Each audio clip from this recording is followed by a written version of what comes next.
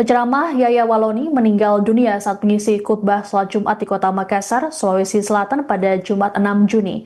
Saksi mata menyebut Yahya terjatuh sebelum menyampaikan doa penutup khutbah kedua.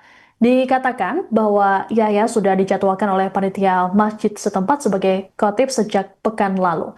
Dan selengkapnya terkait kabar ini akan disampaikan oleh jurnalis Tribun Timur, Tamzil Tahir. Selamat sore, Tamzil. Malam di Makassar sudah malam. Baik, selamat malam Tamzil. Bagaimana dengan kronologi kejadian meninggalnya Yahya Waloni di Makassar?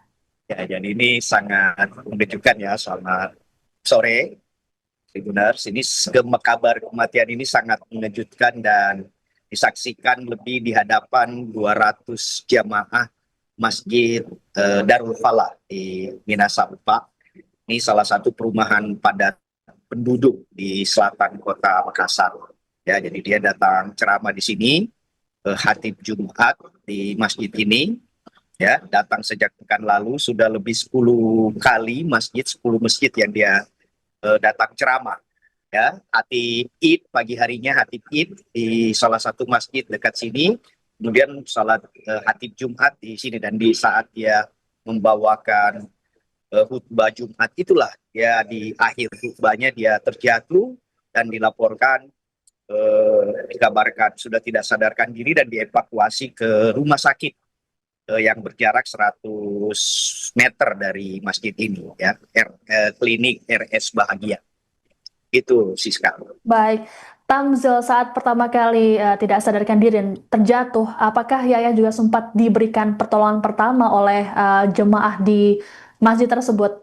Ya, jadi kebetulan laporan tadi dari sekretaris panitia masjid di sini ya, Safran Jaya Sakti, salah seorang jamaah yang kebetulan paramedik yang berada di sini itu sempat memompa dadanya ya di masjid ini. Ketika terjatuh di akhir khutbahnya, jatuh, dibawa turun, dipompa, saat itu matanya masih sempat terbuka gitu ya, sempat terbuka dan seperti melafalkan sesuatu keterangannya, dan kemudian habis itu tidak sadarkan diri dan langsung dibawa. Jadi karena saat itu jamaah panik gitu ya, jamaah bubar gitu di akhir khutbah, akhirnya salat Jumat itu molor setengah jam dari waktunya. Di kabar setelah panitia masjid mendapatkan kabar kematian Ustadz di rumah sakit, barulah kemudian sholat Jumat dilanjutkan. Baik, lalu terkait dengan kematian dari Yahya Waloni ini, apakah sudah ada keterangan resmi terkait dengan penyebab kematiannya, Tamzil? Ya. Sejauh ini belum ada gitu ya, belum ada. Tapi tadi kita coba menghubungi wartawan lain, coba menghubungi pihak rumah sakit. Sepertinya dia diperkirakan serangan jantung sebab mukanya itu menghitam gitu dan tiba-tiba jatuh gitu ya. Jadi sebelum dia meninggal itu dia sempat datang jam 11 di sini ya, dijemput di salah satu hotel. Dia datang bersama istrinya Mutmainnah gitu ya. Sejak pekan lalu datang dijemput kira-kira 9 kilometer dari masjid ini ya. Sempat melihat suasana pemotongan hewan kurban kemudian masuk gitu. Sehat saja. Jadi selama dia perjalanan, selama rangkaian safari Sulhijjahnya, awal Sulhijjah di Makassar ini, dia dilaporkan sehat-sehat saja gitu, eh, tidak ada tanda-tanda dia mengalami sakit, gangguan kesehatan gitu, saudara Siska. Baik, lalu bagaimana dengan jenazah Yahya Waloni saat ini? Apakah saat ini masih berada di Makassar? Ya, kabar terbaru ya, pukul 8 waktu Indonesia bagian tengah, dia bersama istrinya dan seorang petugas takmir masjid, sahabatnya gitu, itu akan mengantar dia ke Jakarta gitu. Peti jenazah sudah ada di kargo Bandara Sultan Hasanuddin Makassar. Tadi di masjid ini habis sholat asar dia sempat disolatkan gitu ya, sempat disemayamkan. Jadi kebetulan tadi wartawan kita ada di masjid ini ya, dia turun dari rumah sakit, dibawa ke sini habis Jumat sekitar pukul 14 waktu Indonesia bagian tengah, dibawa ke sini, diturunkan dan disemayamkan di masjid ini sekitar 2 jam, gitu, 3 jam lebih ya, jam 2 sampai setelah asar. Setelah asar dikabarkan tadi hampir 1000-an jamaah sekitar sini karena kabarnya begitu cepat menyebar dari sejumlah pondok tahfiz Quran itu datang menyalati jenazah Ustaz Yahya Waloni. Nah, itu dia datang disalati, sempat panitia takmir masjid di sini itu sempat ingin menyiapkan keranda jenazah dan peralatan mandi jenazah gitu. Tapi karena informasi terbaru sahabatnya meminta dia dibawa ke Jakarta dan akan diurus di Jakarta, tapi sudah dimasukkan dalam peti keranda jenazah. Sekarang posisinya 1 jam ke depan dilaporkan akan terbang dengan pesawat Lion Air ke Jakarta. Itu Siska. Baik, terima kasih laporannya jurnalis Tribun Timur Tamzil Tahir. Selamat bertugas kembali. Penyampaiannya juga sangat baik, materi yang disampaikan juga sangat baik. Nah, tiba ketika sudah masuk khutbah kedua, beliau sempat duduk, kemudian berdiri membaca doa khutbah kedua, ya. Tidak sampai mungkin 3 menit, 2 menitan lah begitu, tiba-tiba duduk lagi. Setelah khutbah kedua? Iya. Khutbah pertama lanjut? Khutbah pertama lancar ya. Khutbah kedua, beliau tidak lama pegang dadanya.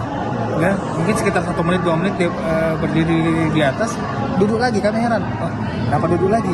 Iya. Ya, ternyata setelah duduk, kemudian beliau terjatuh. Dan apa ya, kalau orang Makassar bilang ngorok gitu kan? Iya. Setelah itu beberapa jamaah mulai membantu untuk melihat kondisinya bagaimana. Iya. Ya, sempat dikasih dipompa jantungnya apa segala macam. Kebetulan juga ada jamaah yang memang dari perawat, setelah diperiksa memang sudah sempat melemah gitu. Waktu dipompa pertama sempat terbuka, matanya sempat terbuka, kemudian tutup lagi. Iya. Itu dibawa ke rumah sakit? Dibawa ke rumah sakit, tapi kondisi beliau sudah sudah sangat parah gitu. Oh. Sudah ini lagi, mukanya sudah putih beliau. Oh, jadi meninggalnya di sini atau di rumah? Saya tidak bisa pastikan, Pak. Saya tidak bisa pastikan. Cuman waktu sempat kalau kita hanya sentuh tanpa menggunakan alat, mungkin disentuh dalam keadaan panik begitu, mungkin teman bilang sudah tidak ada. Tapi yang bisa dipastikan ketika ada di rumah sakit. Mungkin pihak rumah sakit bisa di rumah sakit Bahagia. Sampai Bahagia. Oh, iya. Memang kami juga sempat menelpon karena ke sana, dibilang langsung bawa saja ke sini. Jadi tadi ini dari Bahagia dibawa ke sini lagi? Dibawa ke sini lagi. Rencananya dimakamkan di Jakarta, Pak. Cuman kami dari pengurus sempat sampaikan apakah memang langsung mau dibawa, sudah ada jadwalnya. Kalau memang sudah ada jadwalnya jam berapa, supaya apakah mau diselenggarakan di sini jenazahnya, mau dimandikan, dikafani, nanti tinggal diangkat ke sana. Tapi kadarullah mungkin belum didapat. Rumahnya memang di Minasau, Pak Ustaz? Enggak, Pak. Beliau ini kan dai nasional, Pak. Iya, jalan datang ke sini khusus. Tadi khatib di mana tadi? Khatib di Tamalati kalau tidak salah tadi beliau sempat sampaikan. Oh, itu kalau tidak salah ya. Iya, jadi memang sepekan ini beliau ada safari dakwahnya di Makassar. Oh iya. Kemudian dalam keadaan berkhutbah, kemudian materinya juga materi tauhid, Pak. Kami merinding, Pak. Masya Allah. Kami merinding. Apa yang disampaikan? Ya, tentang kisahnya Nabi Ibrahim juga yang beliau sampaikan. Kemudian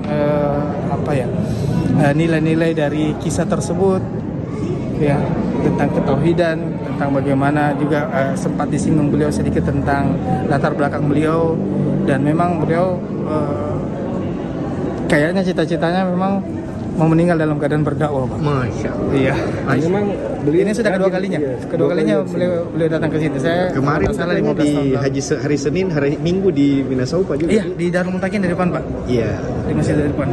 Iya, kasih banyak. Download Tribun X sekarang. Menghadirkan lokal menjadi Indonesia.